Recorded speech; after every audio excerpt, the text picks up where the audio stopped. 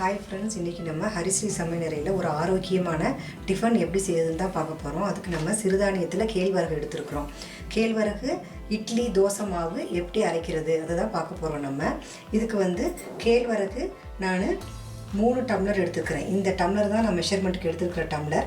இந்த அளவில் 3 டம்ளர் கேழ்வரகு எடுத்து வச்சுருக்கிறேன். இதுக்கு 1 டம்ளர் இட்லி அரிசி எடுத்துருக்கிறேன். சாதாரணமாக நம்ம இட்லிக்கு போடுவோம் இல்லையா, அந்த இட்லி அரிசி 1 டம்ளர் எடுத்து வச்சுருக்கிறேன். அதே அளவுக்கு இப்போ 3 1 மொத்தம் 4 ஆச்சு. 4:1ங்கிற ரேஷியோவுக்கு 1 டம்ளர் உளுந்து எடுத்து வச்சுருக்கிறேன். இதுக்கு அதே டம்ளரில் அரை டம்ளர் அளவுக்கு அவல் எடுத்து வச்சுருக்கிறேன். 1 டீஸ்பூன் அளவுக்கு வெந்தயம். இப்போ இதை எல்லா பொருள்களையும் ஒன்றா சேர்த்து நல்லா கழுவி ஒரு 5 மணி நேரம் ஊற வச்சிடணும்.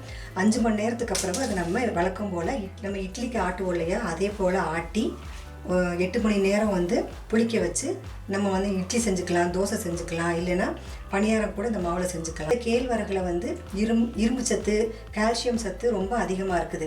அதனால் இந்த கேழ்வரகை ஏதாவது ஒரு வகையில் நம்ம உணவில் அடிக்கடி சேர்த்துக்கிறது ரொம்ப நல்லது. நம்ம எப்போயுமே கேழ்வரகு கஞ்சி தான் நம்ம குடிச்சிட்டே இருப்போம். ஸோ அது போர் அடிக்கும். அதுக்காக இப்போ கேழ்வரகுலையே புதுமையாக ஒரு இட்லி, ஒரு தோசை இந்த மாதிரி நம்ம செஞ்சு சாப்பிட்டோம்னா ரொம்ப நல்லாயிருக்கும். அதுக்காக நம்ம இதை எப்படி செய்கிறதுன்னு பார்க்கலாம்.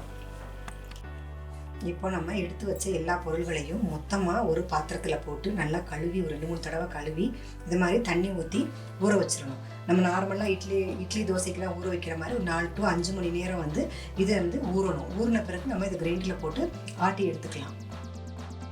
மற்ற பொருள்களோடு சேர்த்து இந்த அவலை மட்டும் ஊற வைக்க தேவையில்லை, ஏன்னா அவல் சீக்கிரமாக ஊறிடும். அதனால் நம்ம ஆட்டுறதுக்கு அரை மணி நேரத்துக்கு முன்னாடி இந்த அவலை ஊற வச்சு எடுத்துக்கிட்டால் போதும். இப்போ இது நல்லா 5 மணி நேரம் ஊறிடுச்சு. இந்த ஊறின தண்ணியை தனியாக நான் வடித்து எடுத்து வச்சுருக்கிறேன். இந்த தண்ணியவே நம்ம ஆட்டுறதுக்கு யூஸ் பண்ணிக்கலாம். இப்போ நம்ம இதை மொத்தமாக கிரைண்டரில் போட்டுடலாம்.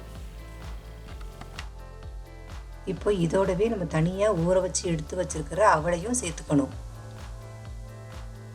இப்போ இந்த மாவை அரைச்சி எடுத்தாச்சு. இதில் நான் உப்பு போட்டு கலந்து வச்சுருக்கிறேன். இதை நம்ம 6-8 மணி நேரம் புளிக்க வைக்கணும். புளித்த பிறகு நம்ம இட்லி தயார் பண்ணிக்கலாம்.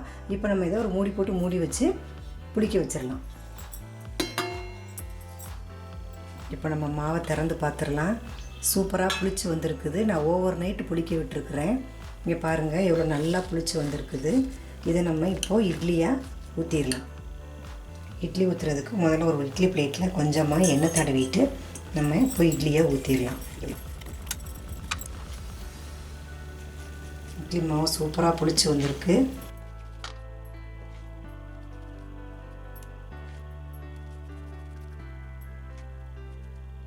இப்போ இதை நம்ம வேக வச்சிடலாம்.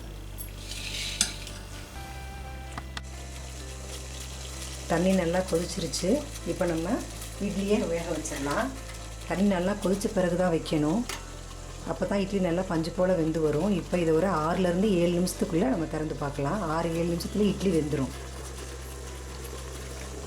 மூடி வச்சிடலாம். இட்லி சூப்பராக வெந்துருச்சு. இப்போ நம்ம இதை எடுத்துடலாம். நம்மளோட ஆரோக்கியமான கேழ்வரகு இட்லி ரெடி ஆகிடுச்சு. பாருங்கள் எப்படி சூப்பராக வெந்து வந்திருக்குதுன்னு, பஞ்சு போல் இருக்குது. நான் இன்றைக்கி இட்லிக்கு சாம்பார் செஞ்சுருக்கேன்.